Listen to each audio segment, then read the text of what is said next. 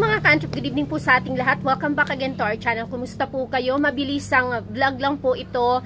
Sasagutin lang natin ang isa nating ka-antrep dahil 3 beses na daw siyang bumibili ng sprocket. But anyway, bago tayo mag-start, kung hindi ka pa nakapag-subscribe dito sa ating channel at magugustuhan mo or nagugustuhan mo yung mga ina-upload natin dito, tips para sa pagsisimula ng motor parts business and accessories or motorcycle and repair shop business, ay para sa iyo ang channel na ito. Kaya i-subscribe mo na yan at pindutin mo na rin po yung notification bell para ma-notify ka tuwing may mga ina-upload tayong bagong video. So, ayan, shout out natin si Sir John na nag-comment na 3 beses na daw siyang bumibili ng sprocket niya, ay palaging mali naman ang dumadating. Ang kanyang motor ay Rusi na 175. So, TC yan siya.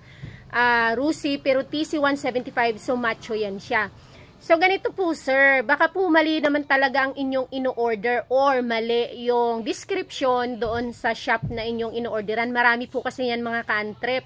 Ang dami, syempre, may physical shop kami, hindi naman ako magaling, nagmamagaling or alam ko lahat. Pero yung mga, kahit na basic or familiar ako, marami ako nakikita sa online na, halimbawa sasabihin nila, for smash, slash, XRM, slash, yung mga ganon, halimbawa ganyan, Rusi 125 slash, TMX 155 slash, yung description nila usually doon mali. Kaya yung mga customers or yung mga buyers nila, mali yung nabibili kasi akala para yun doon sa motor na yun dahil nga doon sa description nila. Napakarami po niyan.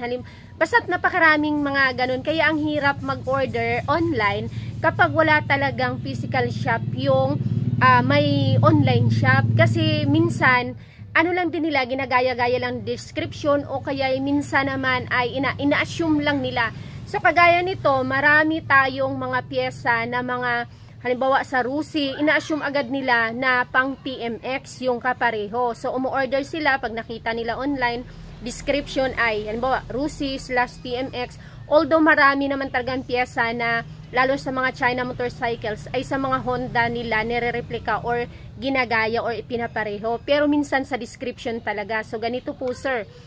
Ang rear sprocket po or ang sprocket po sa likod ng pang Rusi, Rusi 125, Rusi 150, Rusi 175, TC man yan, Macho o CG, plus the rear sprocket po ang pinag-uusapan natin ha, plus the Motorstar 125, 150, 175.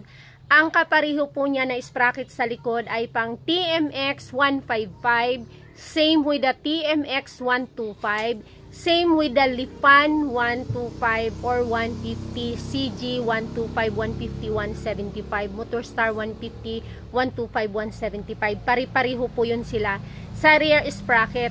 Hindi po kasama doon ang Euro. Yung Euro po ay pang HD3 po ang kapareho niyan. Kasi ina-assume din, marami din tayong mga ka-antrep talaga na ina-assume nila pati ang Euro. Kasi nga, most of the mga China motorcycles, ang sprocket ay ginagaya sa Honda. So, ina-assume din ng iba na yung pang Euro, 125, 150, 175 ay kapareho din ng pang TMX 155 or 125, same with the Rusi and Motorstar, pero hindi po. Okay, ulitin natin. Ang sprocket ng TMX 155 sa likod, rear, ang kapareho niya or pwede siya sa mga motor na TMX 125, Rusi 125, Rusi 150, Rusi 175, Motorstar 125, Motorstar 150, Motorstar 175. So, pari-pariho po yan sila, or Lipan 125, 150, 175 or CG 125. Same yun sila. Rear sprocket. Ang Euro 125, 150, 175 erase. Ang kapariho po ng sprocket sa likod ng Euro 125, 150, 175 ay pang HD3. Yun po yung kanyang sprocket. Ngayon, punta tayo sa engine sprocket sa harap, front sprocket. So, ang TMX 155 po, di ba, ang sprocket niya sa likod, kapareho ng mga China motorcycles na yun. Pagdating sa engine sprocket ay iba po. Hindi po siya pwede sa ibang mga motor. Ang engine sprocket or front sprocket po ng TMX 155 ay pang TMX 155 lang talaga. So ano ang mga kapareho nun? Yung kagaya nga po nung sa inyo sa Rusi na TC 150. Okay, ang kapareho ng engine sprocket or front sprocket ng mga China motorcycles ay ang pang TMX 125. So, engine sprocket ang magkakapareho or pwede sa mga motor ay sa TMX 125, TMX 125 Alpha, Rusi 125, CG 125, 150, 175, Motorstar 125, 150, 175. Doon naman din nagkapareho ang pang Euro na yung 125, 150, 175 sa engine sprocket. Yun. Doon po sila sa Lifan, sila magkakalinya. Lifan 125, 150, 175, mga Euro 125, 150, 175, Rusi 125, 150, 175, TMX 125. Hindi po kasali ang TMX 155 pagdating po sa kanilang engine sprocket or front sprocket. Ngayon, kung idudugtong natin yung sa mga maliliit, okay ba? Okay ba? Para tips na rin sa mga maliliit na mga Rusi. Yung mga Euro, Rapido, 110, 100, Rusi, 110, 100, yung mga half body na mga Euro, na mga 125 pero half body siya na mga Euro. Ang sprocket sa likod niyan, hindi po kapareho ng pang XRM. Ang kapareho niya po ay pang Dream or C100. Dreams or /C100. Yan sila ang po pwede dyan sa inyong Euro, Biperman, Rusi, na mga 125 pero half body, yung mga underbone na mga Rusi Euro. Yun siya. Kapareho niya ay C100 or Dream. So, ayun, malinaw po, medyo maingay si Bunso. Hinahanap ang aso namin na malaki. Sige na, love, doon ka.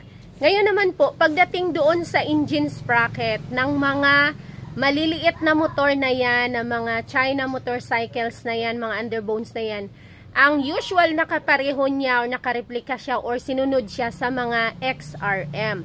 Anyway pala, mabalik tayo doon sa rear sprocket kasi akala nila yung mga pang-Rusi na mga maliliit na motor ay kapareho ng XRM. Which is hindi po. Ang XRM ay 110, 125. Yan sila magkakapareho. At mga Wave 110 na yan. Sila yung mga magkakapareho.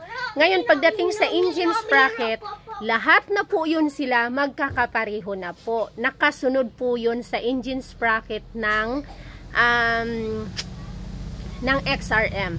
Smash, mga Euro 110, 125 na mga underbone, mga half body na yan, Wave 100, Wave 110, sila na yung mga magkakapareho. Smash, yan. Sila na yung mga magkakapareho doon sa mga maliliit na motor. So, sana ito ay malinaw at sa pang-apat mo na bili, sir, kung pinanood mo ang video na to ay tama na po yung mabibili po ninyo. Okay, salamat ng marami. Sana ay nagustuhan ninyo. Kung nagustuhan naman po ninyo, ay thumbs up naman po ng ating video. Kahit na hindi nyo na i-share at comment na lang po kayo. Baka may tutulong ako sa mga basic ninyong pangangailangan at kung kayo ay nagugulumihanan pa at kung alam ko naman na pwede kong i-share sa inyo. Bye!